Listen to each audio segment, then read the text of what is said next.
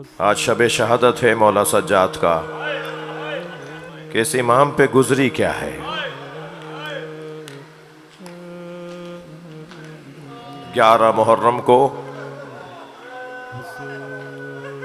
جب یہ ظالم اپنے کشتے اٹھا کے لے گئے اور زہرا کے لال کو چھوڑ گئے، حضرت علی اکبر کا لاشا، حضرت عباس کا لاشا، شہدائے کربلا کے لاشیں چھوڑ کے چلے گئے۔ ادھر مولا حسین نے بنی اسد کے قبیلے سے کہا تھا کہ جب یہ لاشیں چھوڑ کے چلے جائیں تو ہمارے لاشیں دفنا دینا۔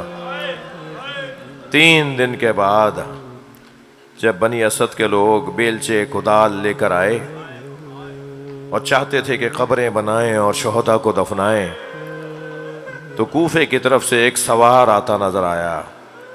یہ آپس میں ایک دوسرے کو پکار کے کہنے لگے، گھروں کو واپس جاؤ، یزیدی کارندہ، کوئی جاسوس آ رہا ہے، وہ جا کے بتا دے گا، ہمارا قبیلہ مار دیا جائے گا۔ تو یہ واپس جانے لگے تو اس آنے والے سوار نے آواز دے کر کہا، رکو، میں ان لاشوں کا وارث زین العابدین۔ اجرکم اللہ، اجرکم اللہ، اللہ آپ کو کسی غم میں نہ لائے، مجھے تمہاری مدد کی ضرورت ہے۔ میرے مولا کو ان کی مدد کی ضرورت تھی یا نہیں، مگر تاریخ کو ان کے ہونے کی ضرورت تھی تاکہ یہ راوی بنے، پورا گاؤں راوی بنے، پورا قبیلہ راوی بنے کہ جنازہ دفنانے والا جنازوں کا وارث زین العابدین تھا۔ ورنہ لوگ کہتے کہ یہ شیعوں کی باتیں ہیں۔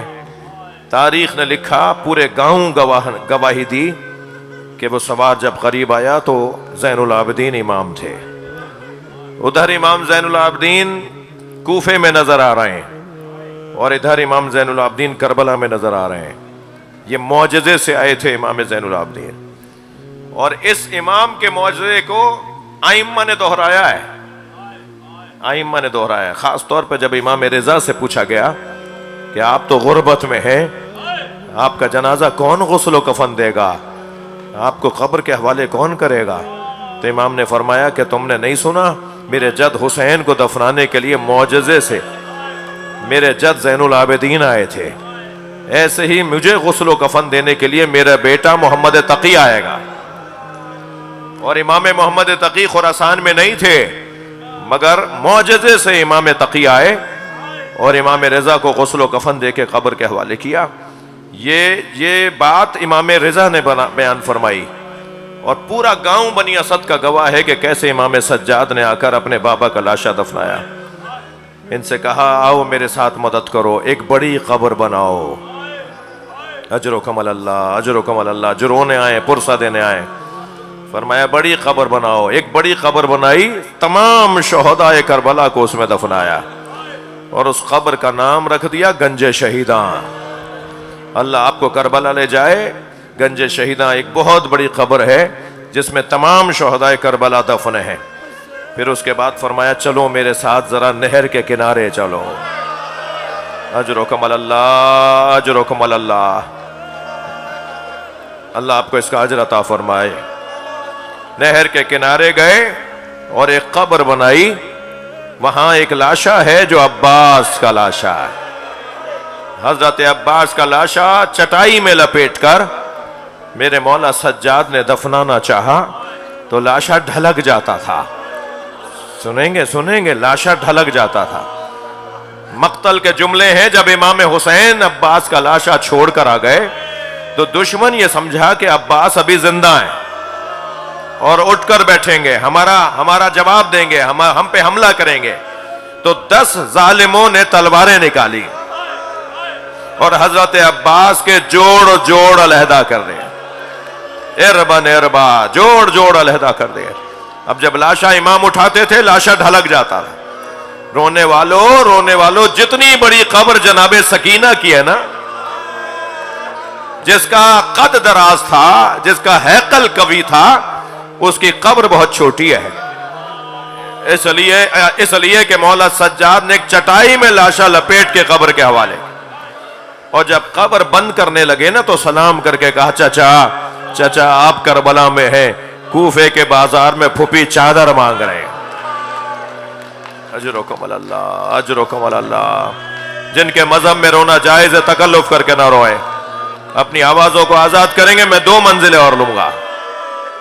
پھر امام سجاد آئے ہیں دوبارہ امام حسین کے بدن مبارک کے قریب، اور بنی اسد سے کہا 2 قبریں بناؤ، ایک پائنتی ایک سرہانے. پائنتی لٹایا حضرت علی اکبر کو اور سرہانے لٹایا حضرت امام حسین کو. اور علی اکبر کو لٹاتے ہوئے کہا بھیا تمہیں بابا کا جوار مبارک ہو، بھیا تم بابا کے ساتھ ہو، آپ کو جوار پدر مبارک ہو.